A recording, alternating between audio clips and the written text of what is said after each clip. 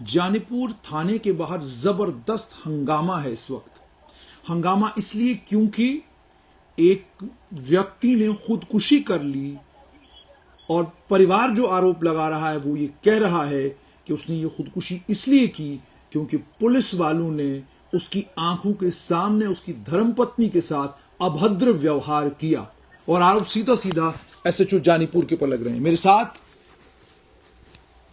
वरिष्ठ पत्रकार और एक जुझारू पत्रकार रश्मि शर्मा जुड़ी हुई हैं। रश्मि जी, मुझे बताइएगा कि ये पूरा मामला क्या है।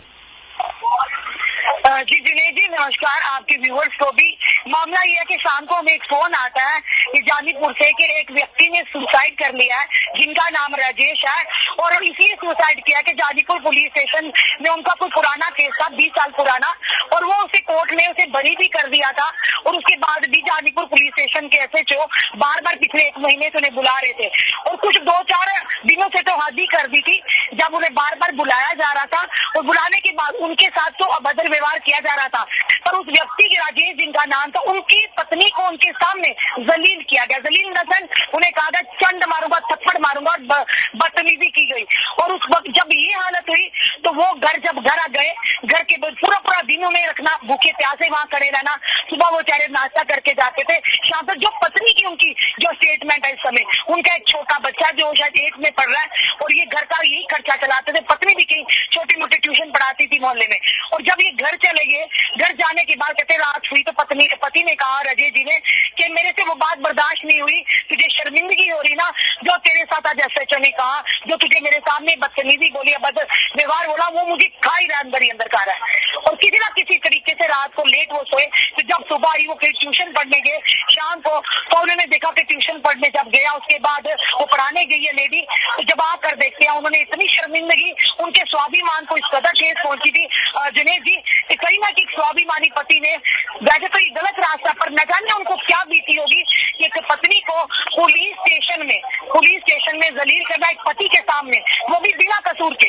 तो उसके बाद उन्होंने अपने आप को आत्महत्या यानी फंदा लगाकर अपनी जान दे दी। जी जुनेद जी। अच्छा, तो मुझे ये बताइएगा कि अब परिवार आरोप जो है थानेदार के ऊपर लगा रहा है कि ये अभद्र व्यवहार, ये बदतमीजी थानेदार ने की और साथ में परिवार ये भी कह रहा है कि ये थानेदार अंदर कमरे में सोया हुआ था, काफी देर बाद आया और उसके बाद इसने बदतमीजी करनी शुरू कर दी।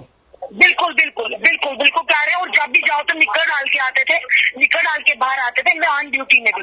और अभी भी यहाँ बताया उन्होंने, जो हमें बता रहे यहाँ पे मैंने बताया था कि अभी भी लड़के जो देख के आए वो नाका है वहाँ पर वो जबकि का दरबार को नाका है, वहाँ पे गाड़ी में बैठे हुए हैं। यहाँ पर आधा पौने घंटे से ये लोग जो यहाँ पर एकत्रित हुए और रोष शहर में कि आखिर, क्योंकि उससे पहले उन्होंने कहा कि बुलाते थे महीना एक बार बुलाना, हमने कहा अभी कोर्ट ने बाइज्जत हमें बरी किया, कोई बताइए कोई हमारे ऊपर क्लेम है, कोई ऐसा इल्जाम लगा किस आधार पर आप बुला रहे हैं। और बार बुलाने की बात करते, मैं भी अपनी पति के साथ जाती थी और पूरा दिन खड़े रहते थे, हमारे बदतमीजी की जाती थी। और मेरे पति को मेरे सामने कहा कि तो चलो तुझे थप्पड़ मारूंगा, जब इसे कहा नीचे बैठ जा, उसका पति नीचे बैठा, पत्नी खड़ी रही और इसको कहा कि बार जब इन्होंने बोला कि नहीं क्यों हाथ जोड़े कि आज वोटिंग है, आज हमें कल की बात है कि वोटिंग हमें जाने दो, तो इन्होंने क्या किया, जब पत्नी ने कुछ बोला तो एसएचओ ने कहा जो यहाँ से है कि मैं तो चांटा मारूंगा, चल दफा जाए यहाँ से। इस तरह की भाषा प्रयोग की जो कहीं ना किसी का उनके मन पर और उनके दिमाग पर प्रभाव कर गई और जिसके चलते उन्होंने यहाँ पर आज की बात है तो आज उन्होंने शाम के समय अपने रूम में जाकर वहाँ पर आत्महत्या कर ली, यानी अपने आप को फंदे से लगाकर अपनी जान दे दी। जी जुनेद, बहुत बहुत शुक्रिया। तो आपने सुन लिया कि ये वारदात जानीपुर थाने की है और आरोप जानीपुर थाने के थानेदार के ऊपर लगे हैं। आरोप बहुत गंभीर हैं, आरोपों की जांच पड़ताल होगी। एसएसपी जम्मू विनोद कुमार जांच पड़ताल करेंगे, वो तो जाहिर सी बात है वो होगी ही होगी। लेकिन ये पहला मामला जानीपुर थाने का नहीं है और जानीपुर थाने को लेकर एक और चीज समझ में नहीं आती कि जानीपुर थाने के मुंशी सभी ट्रांसफर हो गए, लेकिन जानीपुर थाने में आईओ एक जमाने से वही हैं, उनके अलावा दूसरा कोई आईओ नहीं है।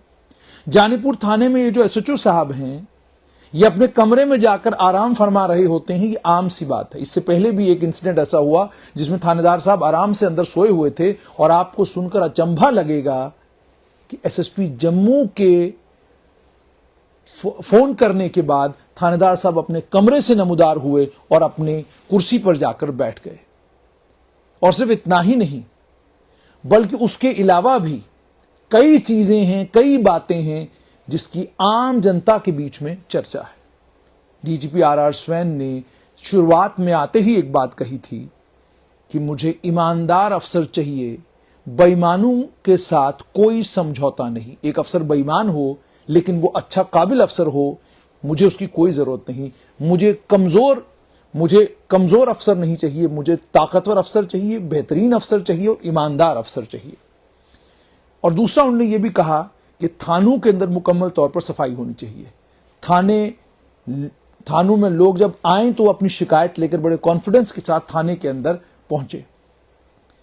अब आप इससे पहले भी आपने सुना कि जानीपुर थाने में अचानक डीआईजी जम्मू पहुंचे और उन्होंने देखा कि रिकॉर्ड वहां पर प्रॉपर्ली मेंटेन नहीं किया गया है, जबकि हकीकत यह थी वो जो रिकॉर्ड की मेंटेनेंस थी वो इससे पहले वाले मुंशी का काम था, जो उसने ठीक तरीके से नहीं किया, वो निकल गया और जो नया मुंशी आया उसके ऊपर गाज गिर गई।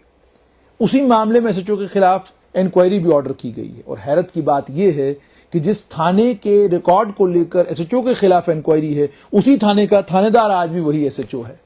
यह अचरज में डालता है, यह हैरान कर देता है कि ऐसा कैसे हो सकता है कि सेटअप में इतने ईमानदार काबिल अफसर ऊपर से लेकर नीचे तक हैं, जो कुख्यात अपराधियों के खिलाफ, नशा तस्करों के खिलाफ, नशे का कारोबार करने वालों के खिलाफ, भूमाफिया के खिलाफ सख्त कानूनी कार्रवाई करने को लेकर, सख्त कानूनी कार्रवाई करने के बारे में सोच रहे हैं। वहीं पर इस तरह के थानेदार भी हैं जो थाने में जब किसी को बुलाते हैं तो ये कौन सा कानून है और किस कानून ने उन थानेदार को ये ताकत दी है कि वो किसी के साथ गाली गलौज कर सकता है, किसी के साथ मारपीट कर सकता है, किसी को जलील कर सकता है। ये सारी ताकतें कौन से कानून के तहत थानेदारों के पास है? न जाने कौन सी किताब पढ़ के थानेदार आते हैं। और आम आदमी पर भी हैरत ये होती है कि वो भी पुलिस के खौफ से इतना डरा हुआ रहता है कि वो जलालत जब हो रही होती है चुपचाप करके झेलता रहता है, इस तरीके से कि जैसे वो कोई बहुत बड़ा आरोपी हो। अगर आप कानून जानते होते, अगर आप कानून के जानकार होते, तो आम आदमी के पास अगर कानून की जानकारी ठीक ठाक होती तो आम आदमी को जब सड़क के ऊपर पुलिस वाला थप्पड़ झड़ देता है तो वो उस पुलिस वाले को समझा देता कि कानून क्या कहता है और कानून का पालन कैसे करना है। लेकिन अफसोस ये कि ये सब चीजें होती नहीं है। और हैरत इस बात पर होती है कि वो दौर, जिस दौर में काबिल और ईमानदार अफसर टॉप पर बैठे हैं, थानों के अंदर जो कुछ हो रहा है वो परेशान करने वाला है। एक दृश्य कल आपने देखा कि एक कांस्टेबल के पास बाजाब्ता एक कॉपी है, जिस कॉपी के ऊपर तमाम माइनिंग की गाड़ियों के नंबर लिखे हुए हैं और उसे पता भी है कि किसकी कितनी गाड़ियां हैं। थानेदार कब से लगे माइनिंग वालों की गाड़ियों के नंबर नोट करके रखने के लिए? ये तो मिनरल्स डिपार्टमेंट का काम है। ये काम आपने कब से पकड़ा है? उसके बाद वो जो पैसे का लेन देन हो रहा है और उसके बाद सिर्फ और सिर्फ कांस्टेबल को सस्पेंड करना और बाकी थाने में जितने भी लोग हैं उनके खिलाफ कोई कार्रवाई नहीं। कांस्टेबल क्या आइसोलेशन में ऑपरेट कर रहा था? ये तो संभव ही नहीं है कि कांस्टेबल आइसोलेशन में ऑपरेट कर रहा था। कांस्टेबल के साथ साथ में थाने के बाकी लोगों को भी तो पता होगा कि ये माइनिंग की गाड़ियां कहां जा रही हैं।